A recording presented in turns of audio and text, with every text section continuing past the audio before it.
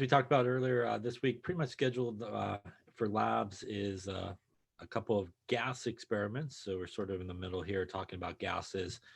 So we're going to continue lecturing here for a bit, and then we'll talk about the labs a little bit later.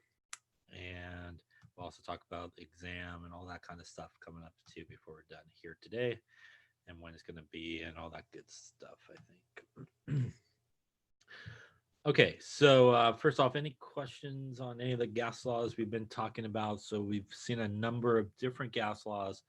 Again, as we talked about, sort of in lecture, it's a good idea to a lot of times pull out the information from the problem. The usually will sort of point you in the right direction in terms of what gas law is probably most appropriate based on the information that you're given. And again, the major sort of struggles for people usually is the converting a lot of times the temperature and really the rearranging to make sure that you sort of rearrange those formulas and solve for everything correctly and getting the right numbers and sort of the right locations.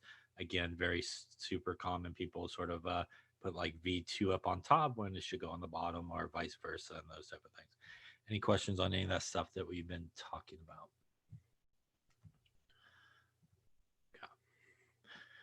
So then we will continue on here, and I think this is where we left off there. Uh, this is some review of some of the stuff that I think we talked about. Which gas law describes the relationship between volume and temperature at constant pressure? That is our guy Charles' law. That was our V1 T1 equals V2 T2 which is that relationship. And again, remember, as we talked about, the volume goes up in that relationship, temperature as well. And as the volume goes down, so does the temperature there in that relationship.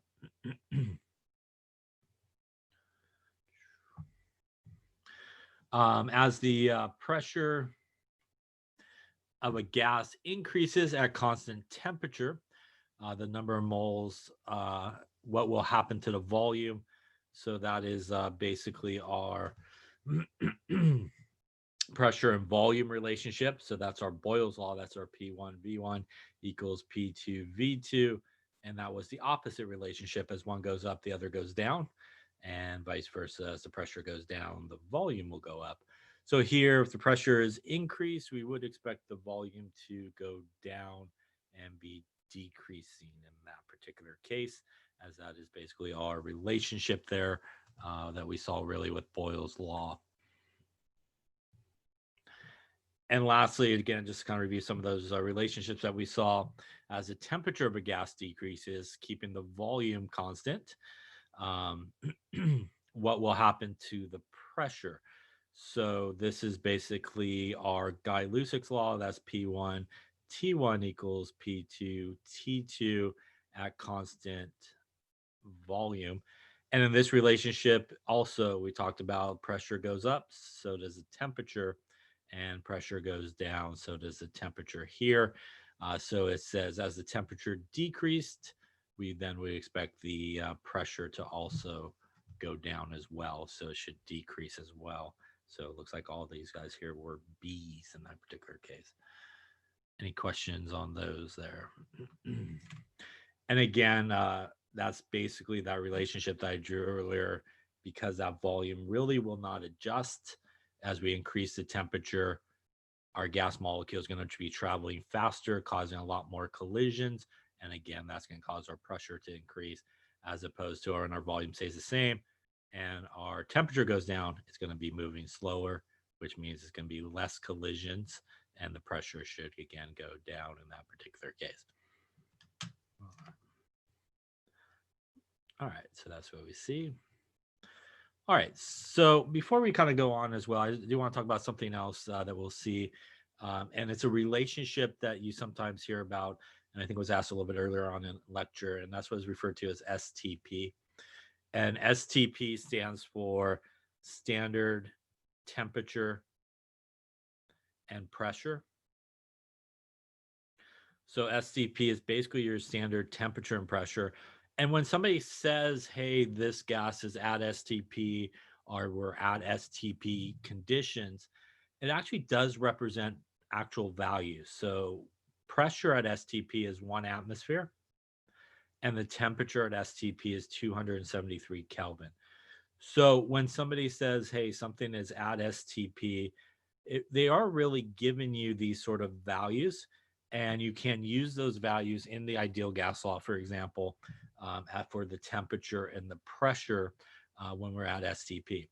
And as we'll also see a little bit later on here, there is a special relationship that at STP only, 1 mole of any gas will have a volume of 22.414 liters. So this kind of conversion factor, that 1 mole of a gas equals 22.414 liters, is a conversion that you could use. Again, it has to be at STP. If it is not at STP conditions, that means the temperature is not 273 or the pressure is not 1 atmosphere, then you cannot use that conversion. You do have to use the ideal gas law. Now, if it is at STP, what that does give you, though, is a chance to not necessarily have to use the ideal gas law. You could use that conversion, or you could still use the ideal gas law. So sometimes you could use this conversion factor in place of the ideal gas law when we are at STP conditions.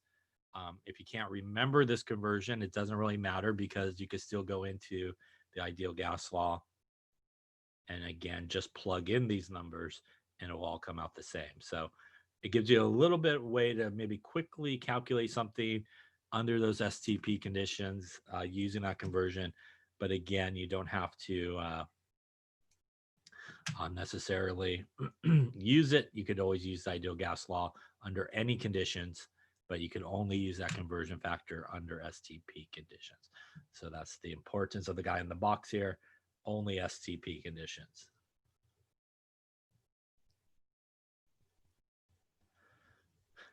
All right, any questions on that? And I think we'll see a little bit more of that a little bit later on here as well.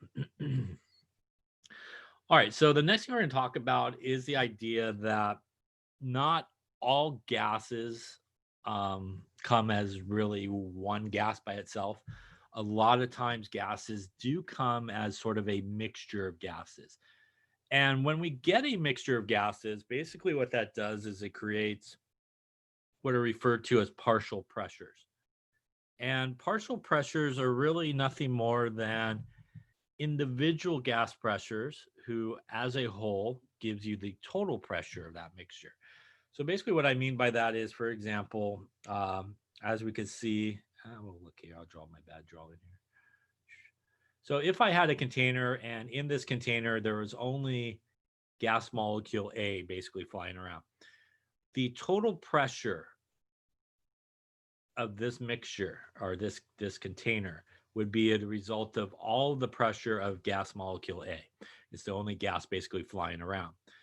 But if I put another gas molecule in there with A, maybe B, maybe a third one, C, flying around, they are all going to basically contribute to the total pressure of this guy. And in this particular case, the total pressure would equal the pressure of A plus the pressure of B plus the pressure of C. And these guys are what are referred to as partial pressures because they partially contribute to the overall pressure of that mixture. So how do we calculate partial pressures? Well, there's several different ways you could calculate partial pressures. One common way is just to use the ideal gas law, PV equals nRT, and solve for P.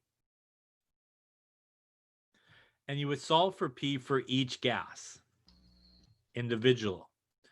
And the nice thing, though, I guess, about a partial pressure problem is that because all of those gases are pretty much sitting in the same container, the volume for every gas will be the same because they're basically sitting in the same container. And because that container is probably sitting in the same room, the temperature for each gas will be the same. Which means when you look at the ideal gas law, pretty much the temperature will be the same for each gas. The volume will be the same for each gas. R is a constant, which usually means the only different thing that you need to do is figure out the moles of each of the gas. And then you could get the ideal, you could solve the ideal gas law for each gas separate. And the reason we're able to do that as well is, as we will see a little bit later on, this is an ideal gas. So even though there's multiple gases basically flying around in the same container, because they're ideal gases, we could assume that there really will be no interaction. So part of what makes something sort of an ideal gas is even though there's multiple gases flying around, we assume that there will be really no interaction between the different gases, which means you could almost assume that they are sitting there in that container by themselves. And we can basically do just separate calculations and then add them all together. And that's basically what this should say. So to find the total pressure, we basically just find the individual partial pressures, which again is very commonly done by simply doing separate ideal gas law calculations and then add up each of the partial pressures together, and that will give you your total pressure in this particular case. Any questions on that there? So let's take a look at this particular one here. What is the total pressure of a tank that contains oxygen, hydrogen, and nitrogen? So we know that the partial pressure of oxygen is 255 millimeters of mercury. We know that the partial pressure of hydrogen is 96 millimeters of mercury. And the partial pressure of N2 is 115 millimeters of mercury. So the total pressure in this case would be the partial pressure of oxygen plus the partial pressure of hydrogen plus the partial pressure of nitrogen. And in this particular case, they were nice enough to give us all those numbers. If they didn't give us these numbers, we could calculate them using something like the ideal gas law. The other thing that we want to make sure is this sometimes commonly missed is units. So this is a millimeters of mercury, this is a millimeters of mercury, and this is a millimeters of mercury, which means we can simply just add them together. If you had some in millimeters of mercury, you had some in atmospheres, you would need to do a conversion before you added them together. Otherwise, you'll get the wrong answer. So if we do all that, basically we're going to take 255 plus 96 plus 115 millimeters of mercury, and it looks like maybe 466 millimeters of mercury would be our total pressure in this particular case. And again, that's because they already gave us our partial pressures. We didn't have to necessarily calculate them.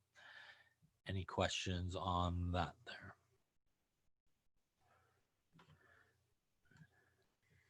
Now, the total pressure in a mixture of gases doesn't really depend on the identity of the gases. So as we talked about before, really we could assume that they're all in there independent of each other. And really what's going to create the total pressure that we see is really the total number of moles.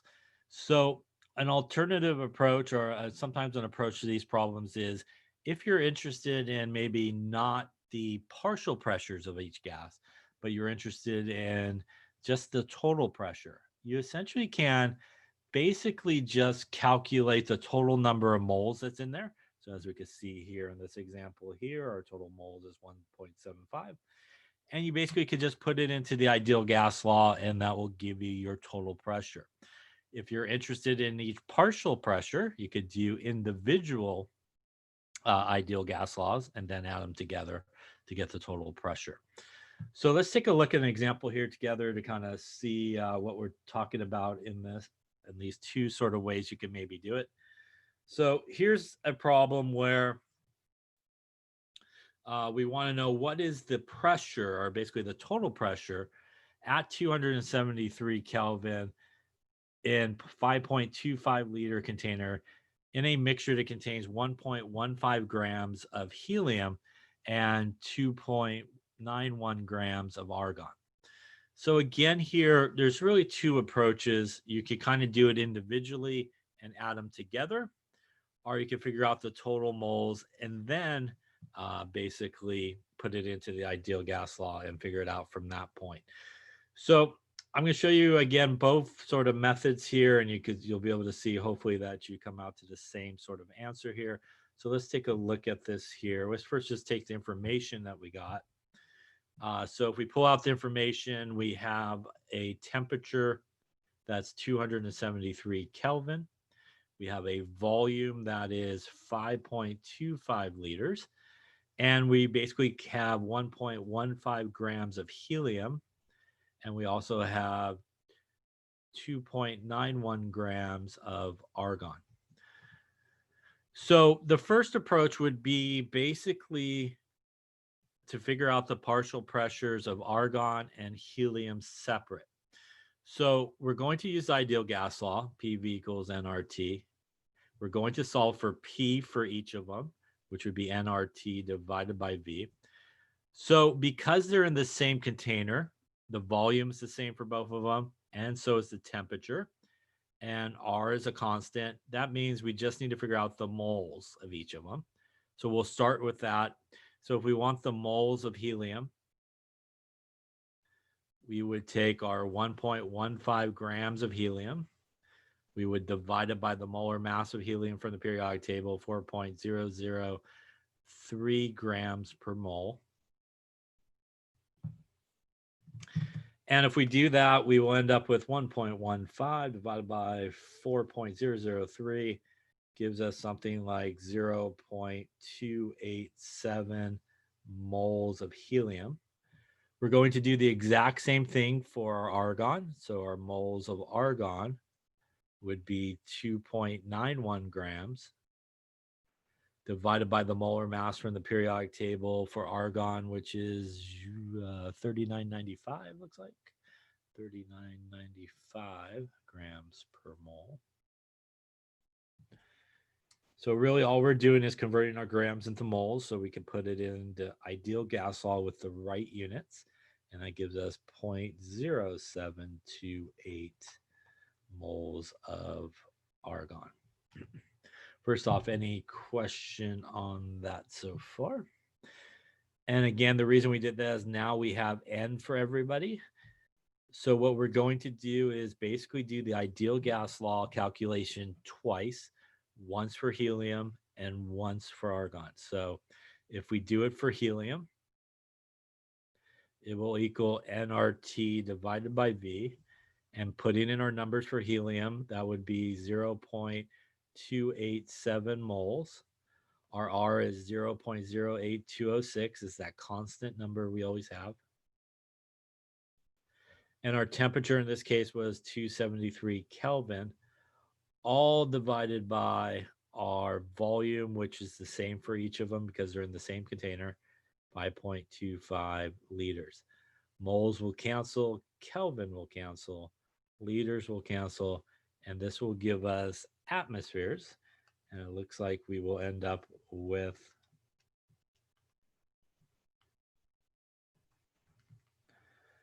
1.22 atmospheres here. And what this number represents, this 1.22, this is the partial pressure of helium. So this is the partial pressure of helium in this particular case. We would then do the exact same calculation for our argon. Really, the only difference here is going to be our moles. So the pressure, partial pressure of argon would equal nRT divided by V. And again, the only change really in the calculation is we're going to put our moles of argon in there. Everything else is going to be identical because they're in the same container.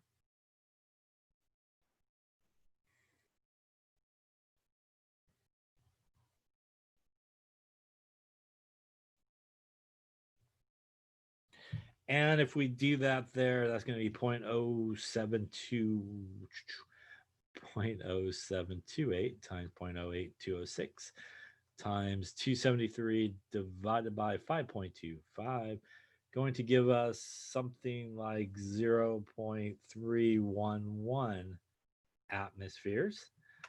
And that number right there would represent the partial pressure of argon in this particular case. So this would be our partial pressure of argon in this particular case. Now to find our total pressure, because this is a mixture of those two gases, it would be the partial pressure of helium plus the partial pressure of argon. And basically all we're going to do is just add those two numbers together. And that would get us 1.53 as our total pressure of this mixture. First off, any questions on this method here? Again, it's just simply two individual ideal gas laws for each gas. And again, because they are in the same container, they basically have the same volume and they also have the same temperature, which allows you to obviously do them individually and then add them together. Any questions on that there? By the way, we also see that in this mixture, the major pressure is coming from helium. Helium is providing 1.22 atmospheres of the total 1.5. And that is really because helium is actually lighter. It's 4 grams versus 39 grams. So because helium is lighter, it actually is flying around faster. And because it's flying around faster, it's creating more collisions. And more collisions is creating more pressure. And that's why it's basically responsible for a greater amount of the pressure in that mixture. Any questions on that particular approach?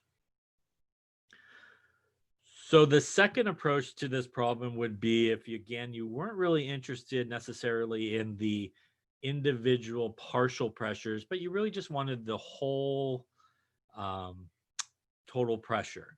And because the total pressure is really only based on the total number of moles of gases that are flying around, we could have at this point took both of these numbers here. And if we took our moles of helium, which was 0.287, and our moles of argon, which was 0.3, we'll call it 60. And if we, actually, no, it was, sorry, come back here. We actually did calculate it, huh? There we go. It was actually 3,598 moles. There we go. And if we added them together, in this particular case, I'll get the right number there. Hang on. It's actually 0.0728. Thank you. There we go. So the total moles is, if we add them together, 0.3598 is the total moles here in that mixture. And again, if we're only interested in the total pressure here, we could have just done the ideal gas law using the total moles here. nRT over V, where N would be our total moles. And if we put that in, what we will get is, with rounding, pretty close to what we got on the last one there.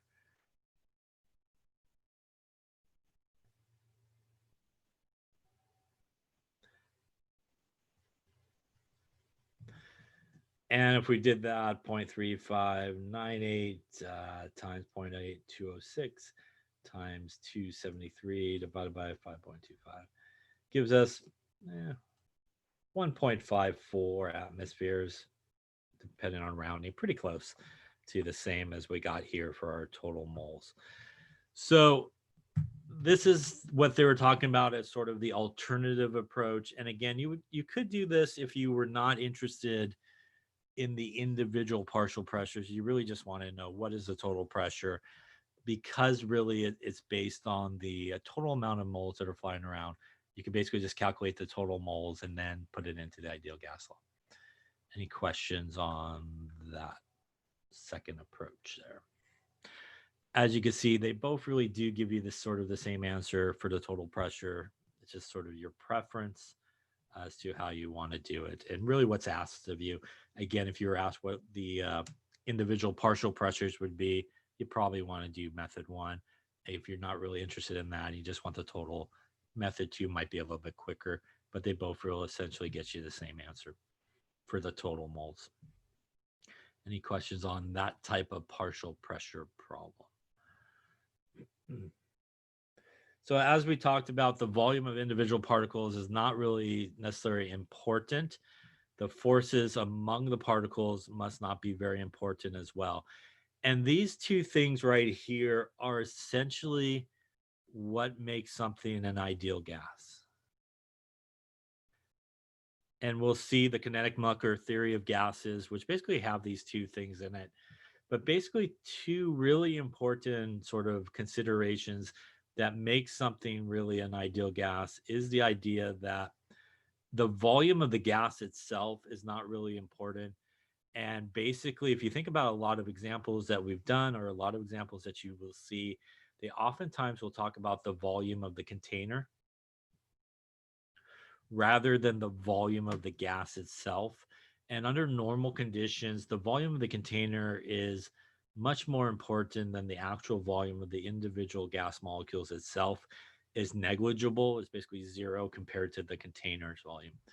And the second one is basically why we could do a partial pressure problem like we just did, where we look at each gas as being individually in there by itself, even though it's flying around with other gas molecules, is we assume that there's really no attractive forces or repulsion forces happening.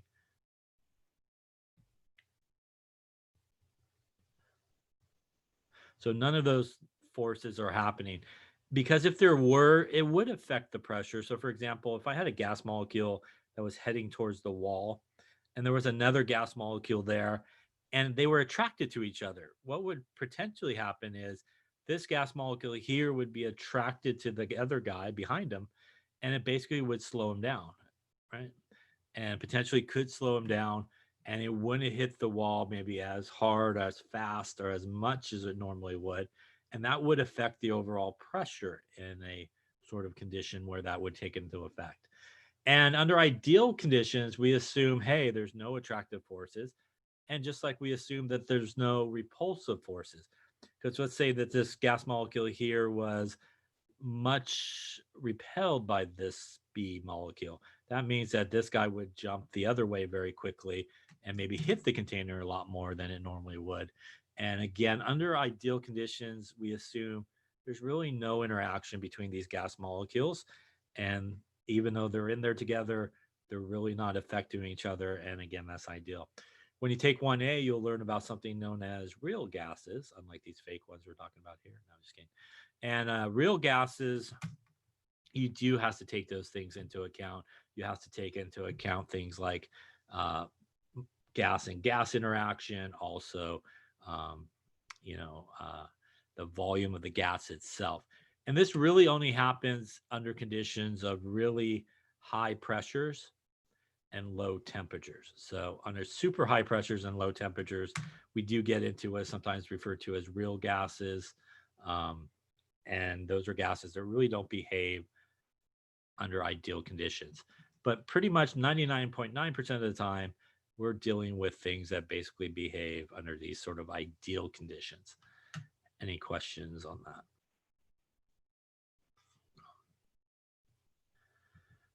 Now, there's another sort of partial pressure situation that develops, and it's a very common situation that happens when we collect a gas, for example, in an experiment.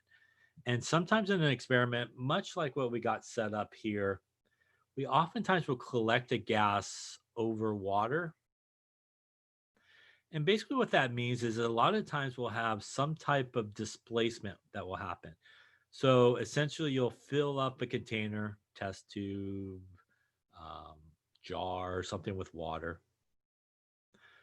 You'll have sort of a tube that runs into this container. And basically, you'll do your reaction over here that generates a gas. And as the gas sort of travels through the tube and into the container, basically what happens is the gas that's coming in will displace the water that's in that container. And you'll end up with a container that, has sort of an empty space. And that empty space, which we see here in this container, is really not empty. It actually has gas molecules in it. because that's basically where the gas molecules end up as they go through the tube and into that container, as they basically dump all the water out of the container, or a lot of the water out of the container. But the process of doing a reaction such as this, so for example, here, this would produce O2 gas. The O2 gas would come through the little container here, start bubbling up through here. And like I said, displace the water that was in that tube. The water would come out into the container on the bottom, and you'll then have some oxygen gas up here in the empty spot. But because this reaction occurs in water, this reaction probably generates some heat. When we get some heat and water, we actually generate some water vapor. So when you do an experiment like this, in addition to the gas you're actually interested in that empty spot, you also get some water vapor that has been made. And usually in most cases, you're not really interested in the water vapor that you collected. You're actually just interested in the gas that you collected. So this creates a partial pressure problem where the total pressure is equal to the partial pressure of the gas you're interested in. So in the example on the bottom here, the O2, plus the vapor pressure of water. So this guy right here is what is referred to as the vapor pressure of water. And since we're not usually interested in the actual water pressure, we're usually interested in just the gas, we can rearrange this and solve for the pressure of the gas would equal the total pressure minus the vapor pressure of water. Where do we get the total pressure? Well, in an experiment, you get that off the barometer. So the barometer, you take a barometer reading, that will give you your total pressure. This value here, which is the vapor pressure of water, is usually found in a table. So you can look up the vapor pressure of water. It's based on temperature, and you can find it, and you basically can subtract the vapor pressure of water from the total pressure, and that will get you the pressure of the gas you're interested in. They sometimes refer to that as getting the pressure of the dry gas, because you basically subtracted off the vapor pressure of water, which you're not interested in. Any questions on that there? And here is a table which is in your book, and you could usually look it up. And again, you could find the vapor pressure of water. It is based off of temperature.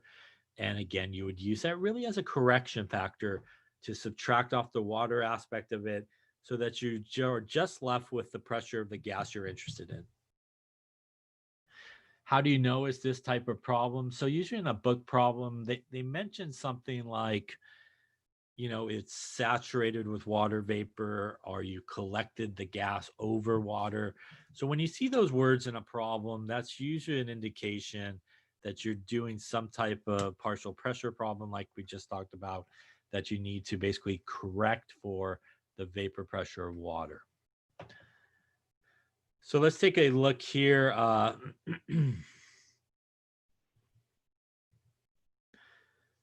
We have 27.4 liters of oxygen gas at 25 degrees Celsius and 1.3 atmospheres, and 8.5 liters of helium gas at 25 degrees Celsius and 2 atmospheres.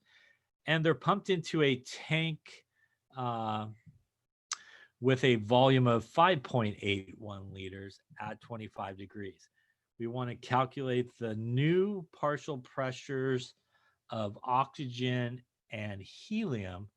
And we also want to calculate the total pressure that's happening here when we put both of those gases together. So a couple of things here, if we kind of pull out the information, say for oxygen. For oxygen, we have a volume that is 27.4 liters. We also have a temperature that's 25 degrees Celsius, and we have a pressure that is 1.3 atmospheres. For our helium, we have a volume that is 8.50 liters. We have a temperature that is 25 degrees Celsius, and we have a pressure that is 2 atmospheres, right? So one thing that we could see right off the bat is our temperature here is constant. So, we really don't have to worry about it. So really what we have is pressure, volume, and our new total volume is a volume of 5.81 liters and a temperature also at 25 degrees Celsius, which is the same constant pressure, our temperature. And we're looking for pressure. So if we look at oxygen, we have volume and pressure and our new volume and pressure. So that is our Boyle's law relationship. So for oxygen, we could say that P1V1 equals P2V2. Again, temperature constant here. P1 is going to be our original stuff for our oxygen. And V2 will be our 5.81. So we're basically going to shove that into a new volume of 5.81. So if we solve for P2, it would be P1V1 over V2. And putting our numbers in for oxygen, oxygen would be 1.3 atmospheres times our volume, which is our original volume of 27.4 liters, divided by our final volume of 5.81 liters. Again, our liters are going to cancel. And for oxygen here, we would end up with 6.13 atmospheres. And that would be the partial pressure of oxygen when we throw it into our volume of 5.81 liters. Now, we also want to know what is the pressure of helium when we toss it into that container. So we could do the same thing. This is going to be V1 for helium, P1 for helium, and the same volume because it's going to end up in the same container with the oxygen. So doing the same sort of calculation for helium, P2 would be P1 V1 over V2. Putting in our information for helium, our pressure of P1 was 2. Our volume was 8.5 liters divided by our new volume of the mixture of the two, which is 5.81 liters. Again, the liters are going to cancel, going to leave us with just atmospheres. And that's going to get us 2.93, it looks like, atmospheres for our helium. First off, any questions on that? So here I went with Boyle's law because I really had constant temperature. You could have did the P1 V1, T1 equals P2 V2 T2. Again, here, because of the constant temperature, they would cancel each other out. And if you just kind of scratch them out, you now have your Boyle's law. And again, that's why I kind of use Boyle's law. But if you wanted to use the 25 degrees converted to Kelvin, it will come out the exact same numbers that we just did there. That means that now we have the partial pressures of each of those. We could get the total pressure by taking the partial pressure of oxygen plus the partial pressure of helium. That is 6.13 plus 2.93. And that's going to give us, looks like 9.06 atmospheres. And that would be our total pressure when we mix both of these guys together. Any questions on any of those steps there? So these are a few different sort of partial pressure problems. More complicated one, you need to use maybe an ideal gas law or some type of gas law to get the partial pressures, add them together. Less complicated, maybe the subtraction if you're collecting something over water where you have to subtract off the water vapor. And again, you just simply subtract the water vapor from the table from the total pressure. Any questions on any of those there? Okay.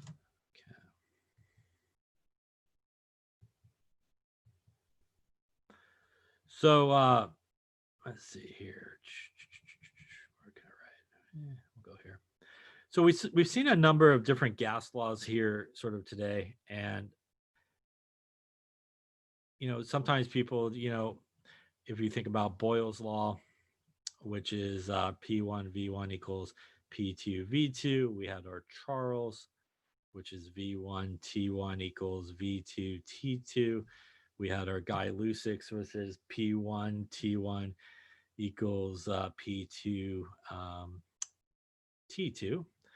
We also had our Avogadro's, which is our V1N1 equals V2N2. We obviously had our combined,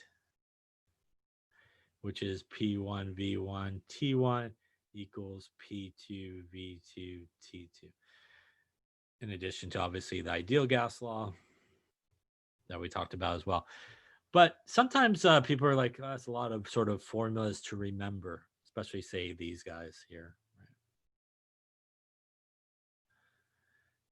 And a good one to really remember, to be honest with you, is the combined gas law. Because really, if you remember the combined gas law, you could pretty much get all the other gas laws from it. And again, just like I just mentioned a second ago, let's say we had something at constant temperature.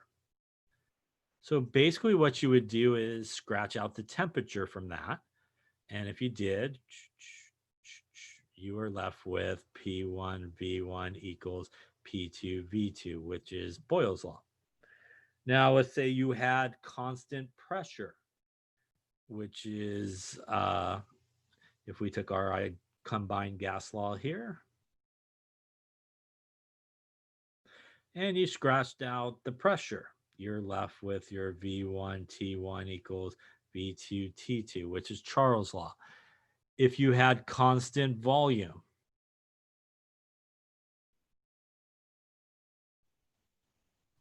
and you scratched out the volume on each side, you are left with Guy Lussig's law, which is our P1T1 is P2T2. So kind of remembering the combined gas law, and if you see some value or variable is constant, you essentially could just scratch those guys out and you'll be left with probably the right gas law to use. So sometimes that's good to remember that one. It kind of helps you remember the other ones. And really, the combined gas law really is really this one as well. P1V1 N1 T1 equals P2 V2 N2 P2.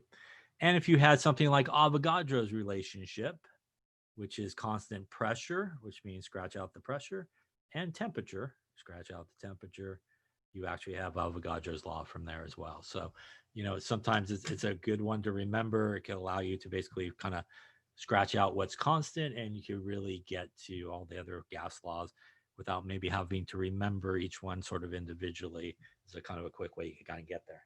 Any questions on that there? All right, let's see here. We got partial pressures. So we're going to talk a little bit about here the kinetic molecular theory of gases. And just a reminder that when we talk about laws, they are generalized behaviors that are observed. We can predict behavior based on laws. A model is never basically perfect, right? Models can be sort of refined or maybe later proved, maybe not so correct in all aspects of it. But when we talk about gases, there is what is referred to as a kinetic molecular theory of gases. And these are some of the important parts of it that you should be aware of. And gases are really these tiny particles. They are either atoms or molecules. They obviously are in constant motion, moving around, causing collisions. And again, it's those collisions that we associate pressure with. Um, they are small compared to the distances between them or their volumes. So as we talked about just a second ago, this guy number 2 here is one of those things that makes something an ideal gas. And it's the idea that the volume of the gas molecule itself is actually small compared to the container it's in. So we look at really just the container's volume versus the gas molecule's volume itself. It's very small compared to it. And we assume it's zero, basically. Gas Particles are in constant motion. And again, it's these collisions with the walls of the container that basically relate to the pressure that we associate with a gas. Number 4 is the second thing that we talked about that makes something an ideal gas. And again, that's the idea that we were talking about with our partial pressures, that even though they're in the same container, we're assuming that there is no attractive forces or repulsion forces between the gases. So they're pretty much independent of each other. One gas molecule being there will not have an effect on another. So there's no attractive forces or repulsion forces. And again, that is basically what makes something an ideal gas law, or an ideal gas is that idea there that A, the volume of the gas is really small, so it's zero, and B, there's no interaction between different gas molecules affecting basically the pressure or anything like that. Lastly, the average kinetic energy of a gas molecule is directly proportional to its temperature. So as we increase the temperature, we typically would expect gas molecules to travel faster. As we lower the temperature, we would expect them to travel a little bit slower. And depending on sort of the situation, that can have an effect as in terms of the pressure or the volume of a gas, in terms of whether it may go up or down in terms of pressure or volume. So those are the 5 main points. Again, part number 2 there. Number 2 and number 4 are the 2 things that really make something an ideal gas. And again, you do need to know these sort of parts of the kinetic Mucker theory and really the 2 parts that make something an ideal gas. Any questions on that there? And again, some of the relationships that we saw, gas pressure increases as the temperature increases because, again, we have a lot more speed. They're traveling, they have a higher velocity and more collisions causing more pressure. Our volume of gas increases with temperature because the particles speed up. And again, that's sort of our Charles law relationship, our guy on the bottom. Remember that in Charles law, the volume adjusts with the temperature, and that's how it's able really to maintain constant pressure in a situation like Guy-Lussac's law, where the volume is fixed. There is no adjustment. So when we increase the temperature, we do see an increase in pressure. And when we decrease the temperature, we see a decrease in the pressure as well. So again, in Charles' law, that volume moves to accommodate it to maintain its constant pressure. When we have a volume that's fixed, we don't get that adjustment, and the pressure does adjust with the temperature. All right. Any questions on that there? All right. Okay, so I think what we're going to do is we're going to stop here, and we're almost done with this chapter, but I did want to talk about a couple of things before we kind of wrap it for today, I think. First off, though, is there any questions on sort of the topics, the material there that we've been talking about?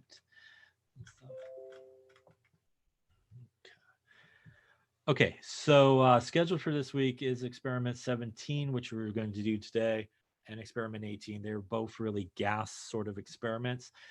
So what we'll do is we'll finish chapter 13 in lecture on Wednesday, and we will watch both videos, I think, on Wednesday, and we'll take care of those experiments on Wednesday.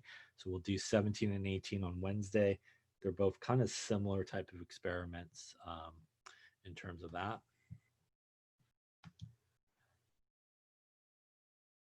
Yeah, so as I mentioned before, and as I sent out an announcement, I think last week as well, and we talked about it, 16, which is flame tests, again, is going to be put later on this semester somewhere, probably towards the end.